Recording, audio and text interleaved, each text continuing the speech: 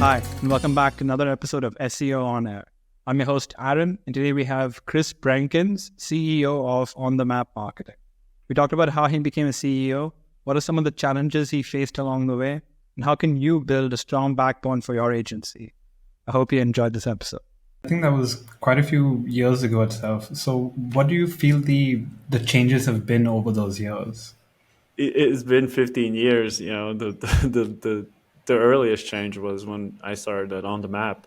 We had this big push for turning websites into mobile responsive websites.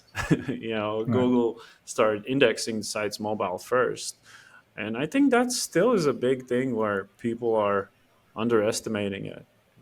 In our agency, like let's say for internal projects, sometimes we even send design versions, just mobile versions. Like, we think too much desktop first and only then the mobile.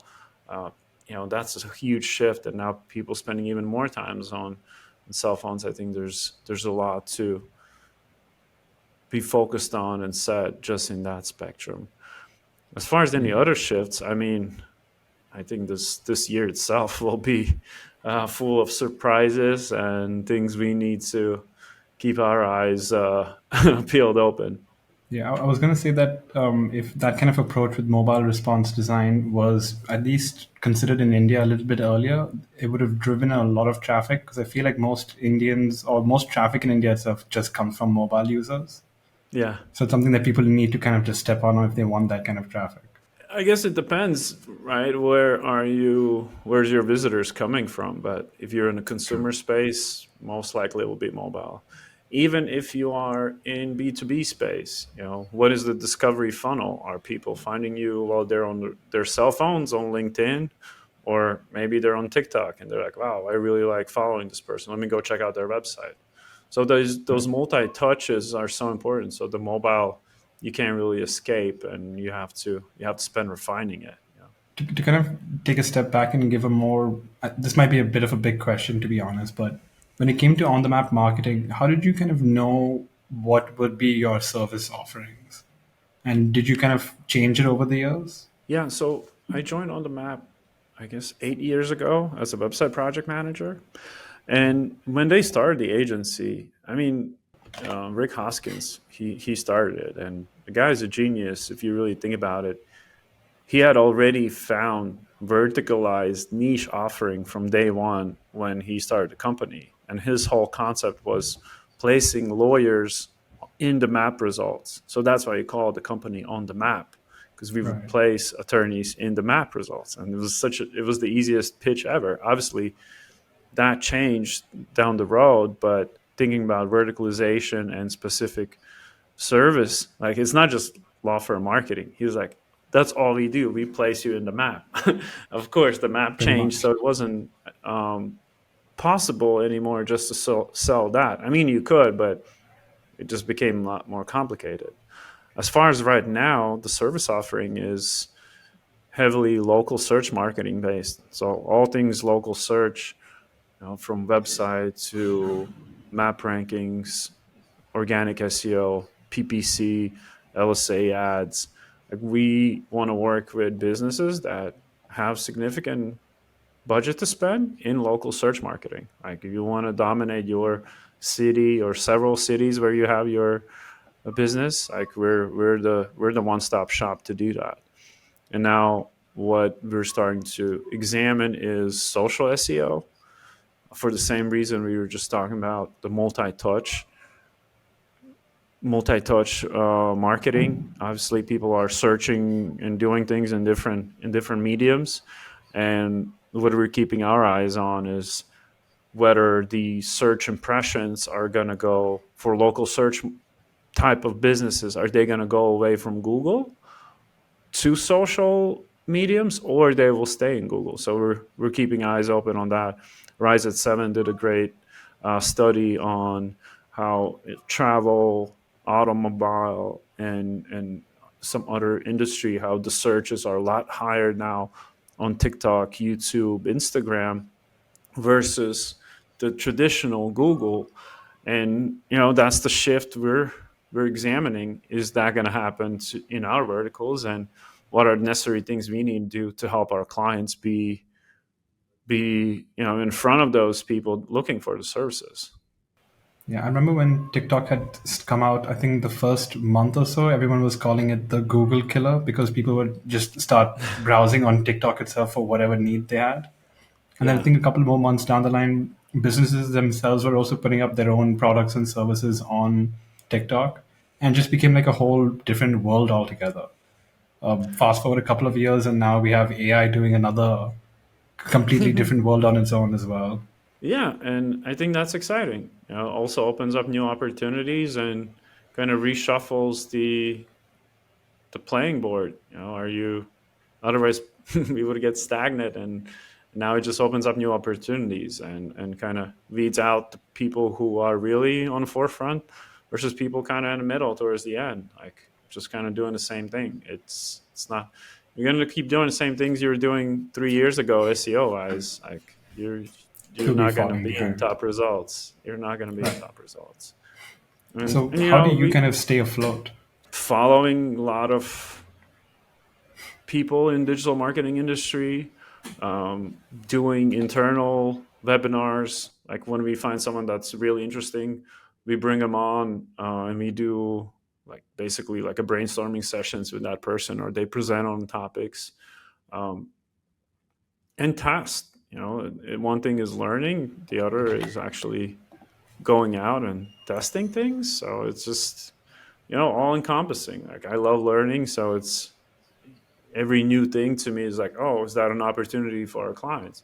Is this opportunity for our clients? Because we're extended marketing arm of their business. So I want to make sure that when they hire us, they know, wow, I just hired the best marketer for my business. Like that's what I Right. want the clients to feel when they work with our agency. In terms of leveling up, human nature has taken a little bit of, now I wouldn't say a backseat, but with the progress of AI, nowadays, if you do even try to Google for something, I think the first response is a generative AI response. So this might be a bit off from what we were trying to get into, but I just want to dive into AI for a little bit. Sure. But when it comes to these kind of results, do you feel like they are, let's say, good enough for people to kind of get a good understanding of? Or should people now continue to go to those websites at least? I guess you're talking about SGE on Google. Is that correct? Yes, Like yeah. search engine. Yeah. I'm still seeing traditional results in a lot of like local search um, queries. The map results are still there. Like that's the area where I spend a lot of my time, and that's where the verticalization is important. I would say, like segmenting yourself from like between local search to e-commerce search. E-commerce search, I would be scared. Like the Right. SERPs, search engine result pages, are just like a Pinterest board. I can't wrap my head around how many schema markups and things you have to do Oh, to boy. match that. So Right. God bless the e-commerce SEO people. But besides, sorry about that. But No worries. besides that, I think we're still in an okay place as far as local search. As far as what's going to happen, it's hard to predict. I think just need to follow people who are testing and evaluating these things, and then applying that to your own websites. Like that's what it comes down to. Right. I was going to rephrase that question, but I think I'll leave it to the, let's say, the AI topic of it. I still want to kind of go back to on the map itself. You mentioned that you kind of started off as a project manager, but you are now the CEO of On the Map. So could you explain that journey for us? Thing I learned really early at On the Map was that your career growth comes more from solving problems than chasing next big shiny project or launching some kind of huge initiative. It's more like just rolling up your sleeves and dealing with things no one else wants to deal with. Like, what is the biggest problem in business, and then going and solving it. The pre pretense how I was brought on to On the Map was web development department was struggling a bit. They were getting a lot of projects, but they had a hard time executing them. So I came on together with Casper's, and then we built out the entire department. So like already the start was based on a problem. Hey, we can't handle this amount of projects. So we changed the systems, implemented new workflows, etc. Built out the team. Then next was SEO, because we were still in that shift from map results to organic results to SEO just changing in general.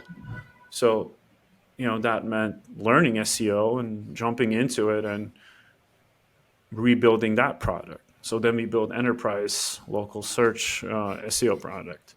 The next shift was we needed to build out a huge operational system because we were growing, but we had a really sort of this data, like data isolation in a way. We would use 7-8 apps to manage our projects, Sheets, Asana.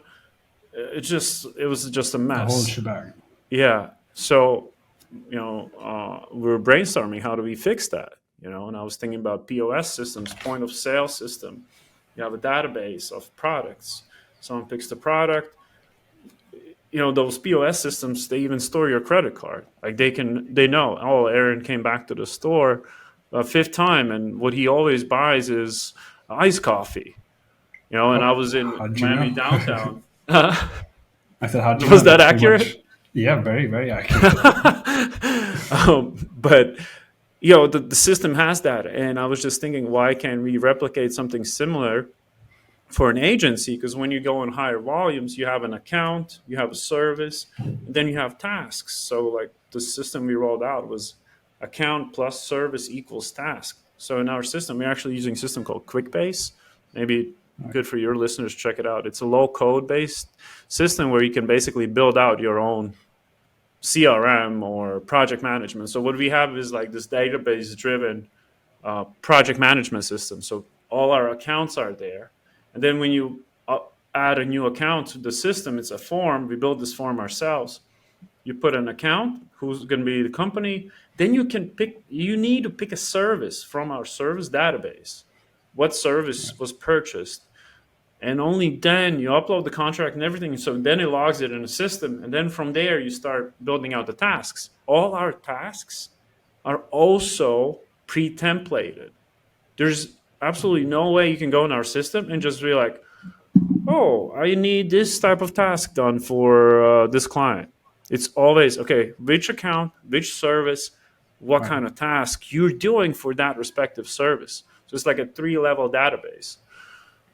So that was a huge project, and it turned out to be a big success for us because we were able to streamline our process a lot more. And then the last kind of milestone problem to solve was actually sales. Our second partner in company, he left the company to build on other things. Very successful guy, and it was also a shift where we had gone very deeply already on the enterprise SEO, and to sell enterprise SEO versus to sell $600 a month SEO is a huge difference, because the enterprise is consultative sale, and the $600 is just like, hey, like it's almost like, there's not much to it to explain and sell. The product itself also is, maybe not as encompassing. So I took over the sales and marketing, and we built a huge inbound machine for our own website. You can check out on Ahrefs. We do pretty good work, and we've been working on that since I took over. And built out, actually, we made our team a lot smaller, but a lot more knowledgeable. So we put together basically an SEO training for sales. And this training program turned out to be pretty good. Sometimes when we get on calls, they're like, wow, you're a sales guy? You know more SEO than my last agency. So that was an exciting period. And then that was kind of the last big milestone. Then our company founder Rick, he decided to also shift his focus on other things. I was unofficially already like running the company, but then I think that was like 2-3 years ago. He's like, hey, I want you to be CEO. I'm gonna go focus on other things. And he was already like in day to day, maybe one day a week in the office, and not really involved that much in things we were doing. So yeah, that was the kind of last big shift that led me to this role. I think also worth Right. mentioning is EOS, Entrepreneur Operational System. I was just about to ask that question. Yeah, so Where we've did been that all practicing. play in the role? Yeah, so we've been practicing that, and I'd say from pretty early days, I was already heavily involved in it as rolling out a lot of the systems and running the meetings. And then upon the the sales partner leaving the company, because he was the integrator and Rick was the visionary. That's how it's set up. Right. I became the integrator, and yeah, and then I had to fully run everything for the EOS, and that sort of already put me in that role to really know. I mean, being CEO, you need to know every angle of the company, what's Right. happening, where, from high level, not as like the department leader, but then Right. you can go to their, where they are and help them figure things out. So it's a lot of moving pieces, and I feel EOS like while definitely you're in helps. the trenches, it's harder to kind of see where you are with the team. So you need to kind of remove yourself from that to see and get a better look of how to organize your whole team. Yeah, exactly. So that's um, EOS does a fantastic job with that. You have your leadership team meeting, and then you have the department meetings. And whenever we've had some bigger shifts in the company, I have actually gone to the department level meetings and just sat in with them and listened and try to hear what are the problems they dealing with. Or also, what it helps a lot with is if you have like a new team shift or like a manager shift where you're changing to department leaders, like sitting in with these new department leaders and teaching them the EOS system is really helpful. And then they're quickly integrate within the system itself, and they can be successful. The onboarding new employees, especially department leaders, can be extremely time consuming process. Apart from on the entrepreneurial operating system, are there any, let's say, 2 to 3 things that you kind of wish you knew before taking on the big role? I wish I would have learned SEO earlier. Like, I think that Right. was and it's such a time thing. Longer you do it, more more sites you have launched, and maybe they're making money for you. So I think that was a big thing. I wish I would have known earlier. Not early. And the second one would be sales. I think people don't realize how crucial sales is, and this is two pronged kind of stories. One, when Caspers and I we started our company, I was heavily selling people in my network, but not Right. people outside of my network. And I had Okay. very minimal activities applied to selling outside the network. Like, even, maybe starting some kind of cold email outreach, or even like going to the local businesses or calling, right? And this is the time, we're talking about 14 years ago, cold calling worked like charm. That could Right. have been totally a channel.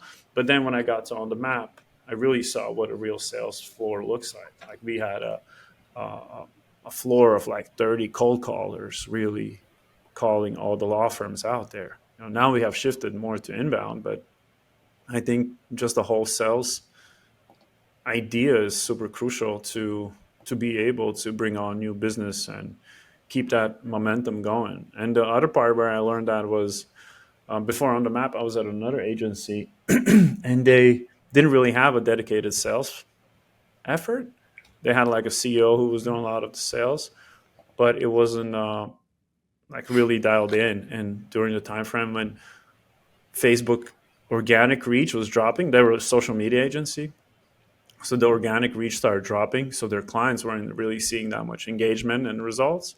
So then clients started dropping off too. And now they didn't have a new product and they didn't have sales. So the company had a really tough time. Right. And that was also part reason why I found On the Map, because they were like, "Hey, we're going out of business. We can't keep you on." So I was like, "All right, on to the next challenge." And that's where I found On the Map, which was blessing in disguise. Though when it does come to, let's say, on the map and the integration with AI, Is there any future plans for that, or have you already started using AI with your marketing and the rest of the services, I believe?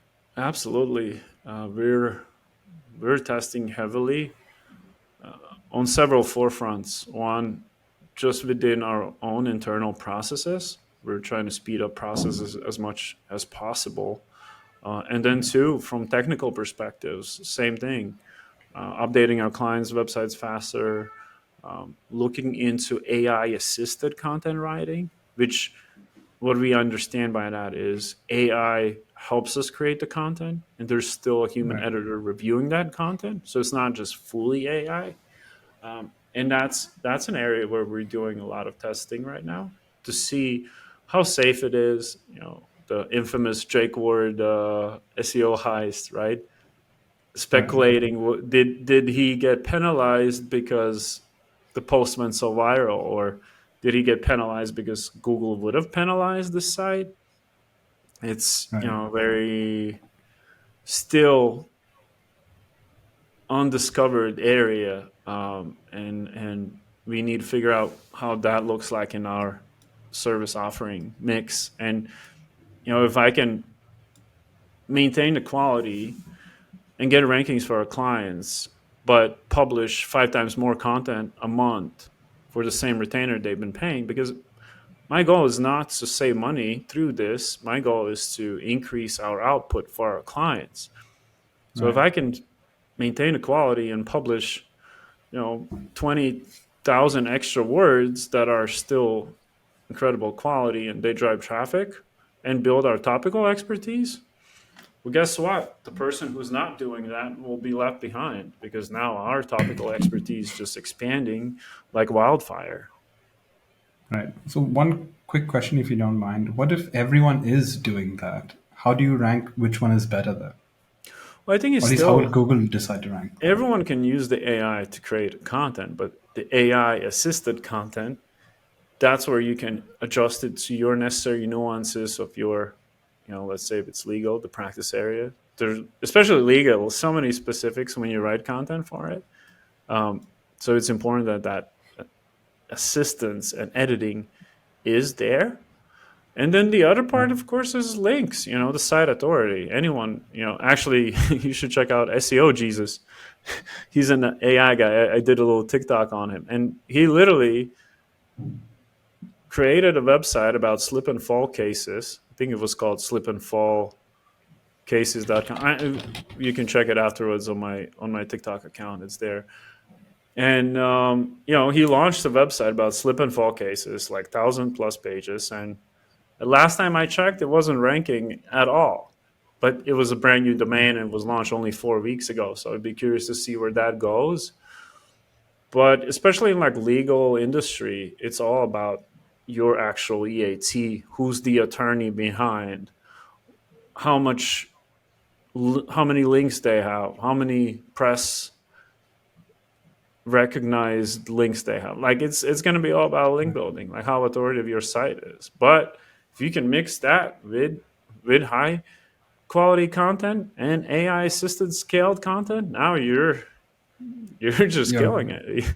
It's Right. it's a dangerous combination, and that's where I want to see my clients thriving in that combination. But coming back to local search marketing, 60-70% in from these queries, SEO wise, the leads come from maps. So you're not ranking in maps, you can launch all the possible practice area pages you want, but you need to be looking at specific type of either blog content or long tail keywords that could drive you additional traffic. But those main terms, they will all serve maps, and you need to be ranking maps. And there's not that many tricks that help you rank in maps besides getting reviews and having an authoritative site. We've had a very crazy 2023 with the emergence of AI and the amount of tools available. Where do you see things going for on the map marketing, Chris, yourself, and just the general digital marketing sphere? Mm-hmm.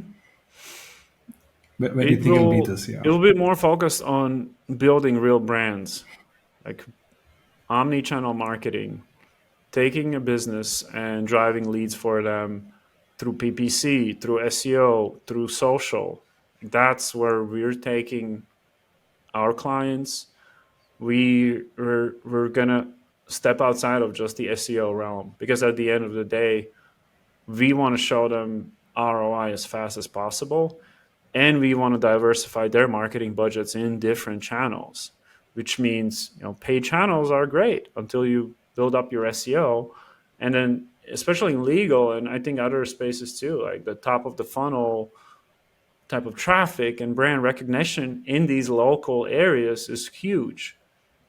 So we need to help our clients be recognized in those local areas, and best way to do that is social media. There's a lot of Facebook advertisers that are getting into like legal lead generation, and they call it like digital billboards. You can spend $20,000 on billboards in specific city, or you maybe take that money, because really you're just you're putting that money into brand awareness. Well, dump it into social, like social brand awareness for specific locale. That can build a huge presence as well. So those are the things we want to offer our clients, and we're already doing a lot of testing on that end. And I think that's the future, the multi-step, multi-touch marketing. You can't just be in search. And the funny thing is that as your brand presence grows, because there's correlation between brand search volume and rankings.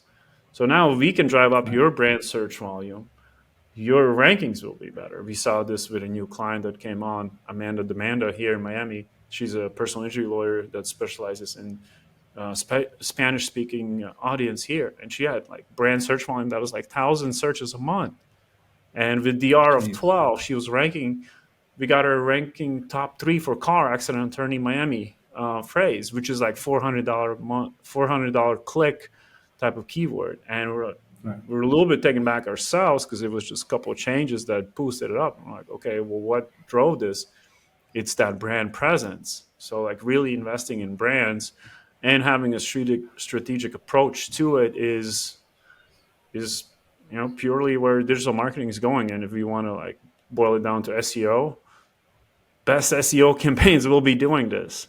So building the brand search volume, question is how you can do it. Are you putting all the money in like links, or maybe now you're building out some second and third communication channels where you're putting serious amount of money into it? If you had 1 minute to kind of promote whatever you wanted to promote, this would technically be the time for that. Oh, perfect. Sure.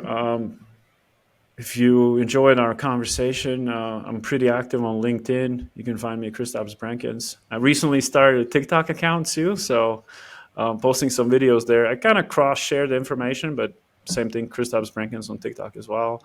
And check out our site if you want to learn some more information about law firms.